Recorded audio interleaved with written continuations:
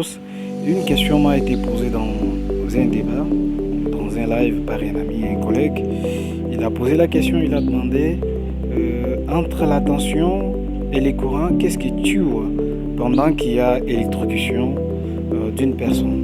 Alors moi, j'ai donné ma réponse, je lui ai dit entre la tension et les courants, ce qui tue en soi, c'est la tension. Pourquoi? Parce que c'est la tension qui donne naissance à un courant.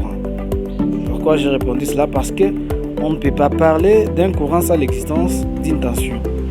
Mais une tension peut exister sans la présence d'un courant. Par exemple, je prends l'exemple d'un citron, par exemple.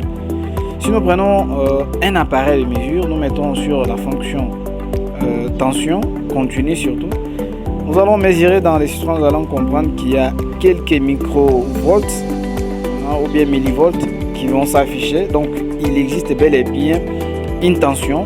Mais cette tension-là, dans les citrons, n'a pas un courant. Elle ne peut pas allumer quelque chose. Mais elle existe au moins.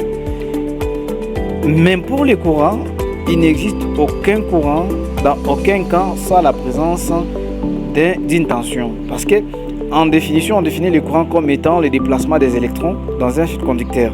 Pour que les électrons se déplacent, il faut normalement la présence, ils doivent être propulsés par une tension quelconque. On doit appliquer la tension au bord du fil afin que le courant en soi, les électrons en soi se déplacent. Et c'est ces déplacements-là qu'on appelle les courants électriques. Alors, dans le bon sens des choses, c'est la tension. Pourquoi? Parce que c'est la tension qui donne naissance au courant. Et dans un sens, peut-être que les gens qui ne sont pas du domaine, je vais parler aussi du courant. Pourquoi? Parce que c'est les courants qui, à partir de ces effets, fait à ce qu'on puisse comprendre, on puisse voir que non, une personne est électrocutée, une personne est tuée quelque part.